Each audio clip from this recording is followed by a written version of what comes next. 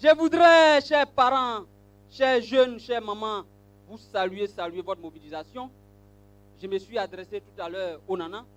Je voudrais, avec plaisir, vous féliciter pour la grande mobilisation que vous avez eue cet après-midi. Avant d'arriver ici, nous avons appris beaucoup de choses. Les contre-manifestations, pour détourner l'objectif des militants, pour ne pas que ces cérémonies se tiennent en qualité et en quantité.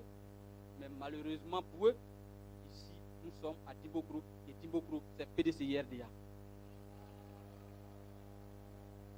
Oui,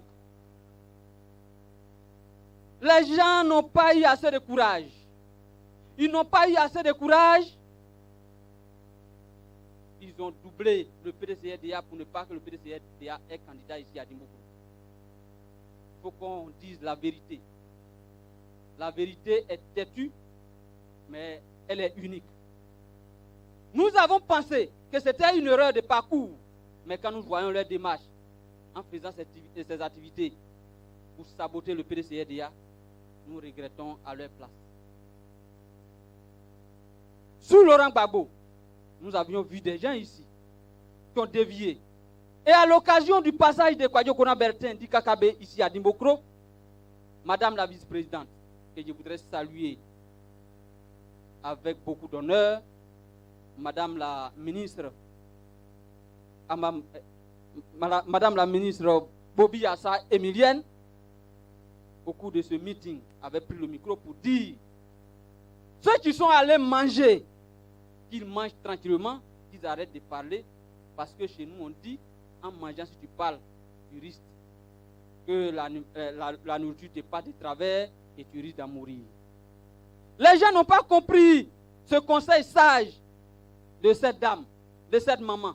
Mais aujourd'hui, où sont ces hommes-là? Parce que mourir en politique, ce n'est pas mourir pour passer de l'autre côté de la vie. On ne parlera plus d'histoire. Et aujourd'hui, nous sommes à une autre étape. Ceux qui ont tenté d'empêcher la marche du PDCI-RDA prendront certainement le malheur que cela impose. Le PDCI-RDA n'est plus dans RHDP. Le PDCI-RDA est engagé avec ses militants dans la reconquête du pouvoir d'État. Mais cela s'impose parce que après le PDCI-RDA, nous ne voyons plus rien. Nous ne voyons plus rien. Aujourd'hui, ils ont convoyé les étrangers pour piller nos sous-sols à travers leur paillage. Le président Henri Konan Bédié, homme d'État, homme de vision, parce qu'il est dit dans nos textes que le sous-sol appartient à l'État. Et c'est l'État seul qui peut organiser l'exploitation du sous-sol. Bon, pourquoi diante, si cela existe, on peut avoir des orpailleurs clandestins sans que l'État n'intervienne. En réalité, ce sont les cadres de ce régime qui sont en train de piller nos sous-sols au détriment du peuple. Quand vous prenez la voie Dimbokro Bokanda, où vous arrivez à Boré-Tinkro, tout le village est détruit. Dans un village, nous voyons les cabanes. Dans un village, nous voyons les bidonvilles. Pourtant, c'est là qu'on extrait notre or. En partant, nous sommes arrêtés pour observer avec amertume les visages de ceux qui étaient là.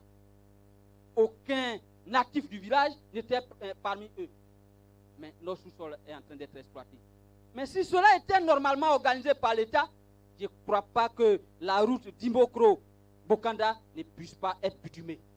Parce que les ressources, les moyens sortis de cette terre-là pouvaient permettre de développer, par un accord entre l'État et les propriétaires de ce village, développer le village et partant pouvoir travailler dans la région. Mais ils sont en train de détruire notre sous-sol, ils sont en train de détruire la Côte d'Ivoire. Le président Henri Konan Bédié, homme d'État, prend la parole pour dénoncer cet état de fait. On le traite de tout. Et des gens qui se font appeler Oufouettistes. Pour ce que Oufouet n'a jamais rêvé de sa vie. Oufouet, nous ne l'avons pas connu, mais pour ce que nous savons de lui, il dit qu'il ne versera jamais le sang d'un Ivoirien sur le sol ivoirien.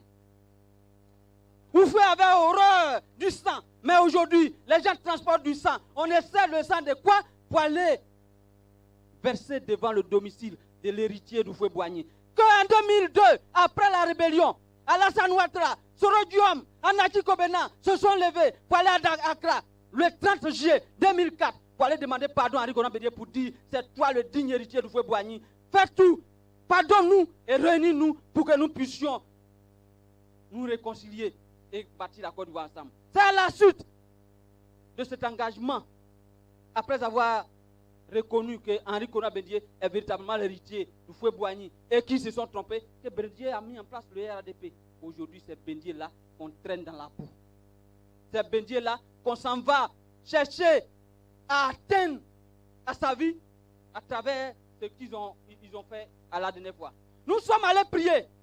Nous sommes allés prier le bon Dieu. Nous avons prié nos mânes et les ancêtres pour qu'ils viennent purifier leur fils, le président Henri Konan Bédié, qui a engagé le combat de la restauration de la dignité de l'Ivoirien.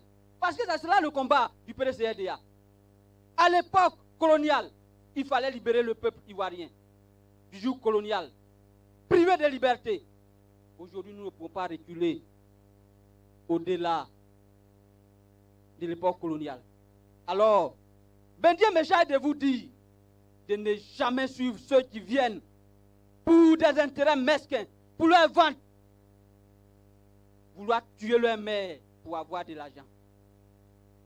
Le PDCIRDA a ses dignes représentants ici, dont le grand frère Giscard, et ses lieutenants qui sont la présidente des femmes, le président jeune, et les membres du bureau politique intègres, dignes, qui sont restés fidèles, attachés au PDCRDA. Tous les autres, s'ils viennent ici, détournez-vous d'eux.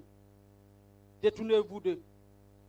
Parce qu'ils auraient eu le courage de dire que nous allons partir en RADP pour que le PDCRDA désigne un candidat. On vous choisit comme candidat du PDCRDA et au dernier moment, vous figurez sur une liste autre que le PDCRDA. On vous appelle, le président Henri Konan Bédié les appelle pour les écouter. Alors, ils jouent le double jeu avec le président Bédié et au finish, le président n'a pas de candidat. Et aujourd'hui, pendant que le PDCI est en train de se mobiliser pour mobiliser ses jeunes, pour mobiliser ses militants, pour la reconquête du pouvoir d'État, vous faites des activités contre les activités du PDCRDA. Mais cela a menti parce que ici c'est PDCIRDA, parce que ici c'est Démogroupe. Je vous remercie. Je vous remercie pour votre mobilisation extraordinaire. On n'est plus dans un RADP, retenir cela. Le PDCI ira bientôt en convention pour choisir son candidat. Le PDCI ira bientôt en convention pour choisir son candidat. Et notre candidat va battre à plat de couture le candidat du RADP en 2020.